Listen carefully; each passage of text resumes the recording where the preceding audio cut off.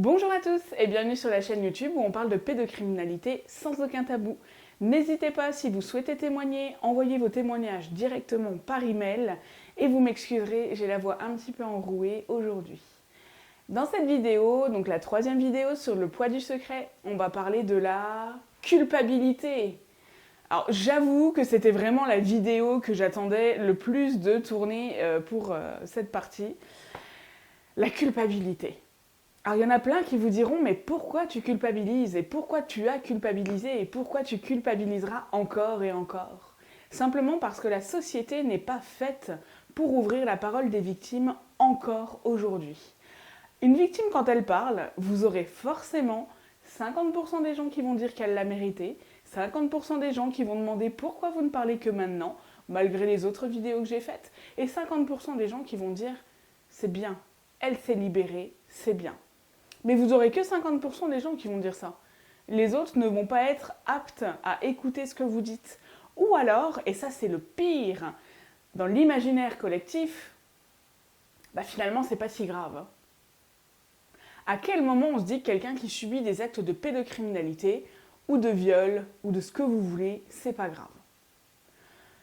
Quelque chose qui marque à vie, qui détruit des vies, qui amène la victime à ne parler que très tardivement. Vous vous doutez bien quand même que ça, un chouille démolit sa vie. Quand je dis un chouille, c'est vraiment ironique parce que ça démolit des vies complètes et ça démolit aussi des entourages complets. Pourquoi ? Pourquoi une victime culpabilise alors que clairement son message devrait être reçu et on devrait agir immédiatement derrière ? Parce que la société n'est pas faite pour ça. La société a toujours fait croire aux victimes que si vous avez subi ça, et j'avais fait une vidéo là-dessus qui s'appelait « Ce n'est pas ta faute », simplement parce que plein de victimes se demandent « Pourquoi moi ?» Et il y a déjà cette culpabilité, c'est la première envers nous, où on se dit « Mais qu'est-ce que j'ai fait ? Qu'est-ce que j'ai provoqué ?» Mais en fait, on n'a rien provoqué du tout. Mais cette culpabilité, elle reste là, elle reste dans la tête, elle germe, et malheureusement, une fois qu'elle est semée et qu'elle germe, elle se propage. C'est comme de la mauvaise herbe, et elle continue, elle est là, et elle continue d'envoyer des messages complètement contraires à ce que la victime devrait ressentir. Et la victime se sent coupable. Elle ne se sent pas coupable parce qu'elle a fait quelque chose qu'elle ne devrait pas. Parce que moi, plusieurs fois, on m'a dit « T'as pas la conscience tranquille ». Ah non, ce n'est pas pour ça que je culpabilise. C'est parce qu'en fait, ça n'aurait jamais dû arriver. Alors pourquoi c'est arrivé à moi ? C'est que si vous êtes attaqué, malheureusement, c'est que vous êtes le maillon faible.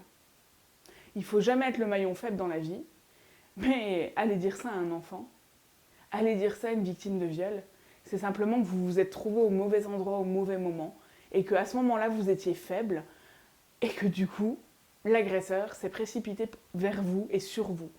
Il n'y a pas de culpabilité à avoir parce que l'agresseur, et ça je l'ai déjà dit dans une vidéo, il n'a rien de courageux. Il n'a rien de courageux parce que concrètement, il s'attaque vraiment à la personne, surtout en s'attaquant à un enfant, c'est quand même vraiment pas très courageux du tout. Il est là et en fait, il saisit l'opportunité. Mais ce n'est pas vous qui avez créé l'opportunité. Parce que s'il n'y avait pas d'agresseur, alors il n'y aurait pas de victime. Un agresseur, il cherche les opportunités. Et vous, vous ne la créez pas, c'est lui qui va se les créer. C'est lui qui va être à tel moment en train de rôder et c'est vous qui allez passer à ce moment-là. Donc surtout, ne croyez pas que c'est vous. Non, c'est l'agresseur. Et si l'agresseur n'existait pas, cette situation-là n'aurait pas eu lieu. Donc ne croyez à aucun moment que c'est de votre faute. Je le répète, et là-dessus je suis très très ferme, ne trouvez pas d'excuses en vous disant « Mais si, c'est de ma faute, il s'est passé ça, j'ai fait ça, j'aurais jamais dû rentrer toute seule, j'aurais jamais dû me trouver toute seule à cet endroit-là. Stop ! Il n'avait pas à vous faire ça. » Je suis désolée, c'est stop. C'était à lui de ne pas agir comme ça. Et si vous êtes enfant et que vous vous dites, parce que moi je me le suis souvent dit, mais qu'est-ce que je suis allée faire dans cette pièce-là à ce moment-là ? Mais vous étiez dans votre monde.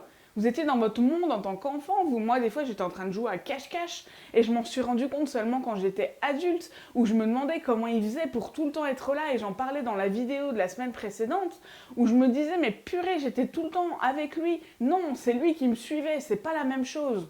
Et un agresseur, c'est ça. C'est lui qui vous suit, c'est lui qui crée des opportunités. Et pourtant, vous avez encore cette culpabilité qui vous dit, bah, pourquoi moi? Pourquoi ça m'est arrivé à moi? J'ai forcément fait quelque chose. Mais parce qu'en fait, c'est ancré dans la mentalité collective. Et ben c'est totalement faux, sachez-le. Et j'insiste là-dessus, c'est totalement faux. La deuxième culpabilité que vous avez, c'est celle que vos proches vous mettent. Si mes proches regardent cette vidéo et qu'ils le prennent encore mal, parce qu'ils prennent très mal beaucoup de mes vidéos, bah c'est une réalité. C'est une réalité où quand une victime parle, les proches la font culpabiliser. Soit ils la font culpabiliser de ce qu'elle a subi, soit ils la font culpabiliser d'avoir parlé, soit ils la font culpabiliser d'avoir brisé le secret de famille. Et pourtant, aucune de ces trois culpabilités n'est recevable. Aucune de ces trois culpabilités n'a lieu d'être.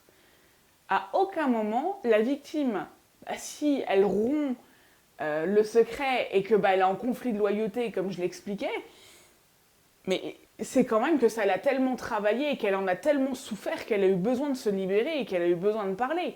À quel moment vous pouvez reprocher à quelqu'un qui souffre de vous dire « je souffre » ?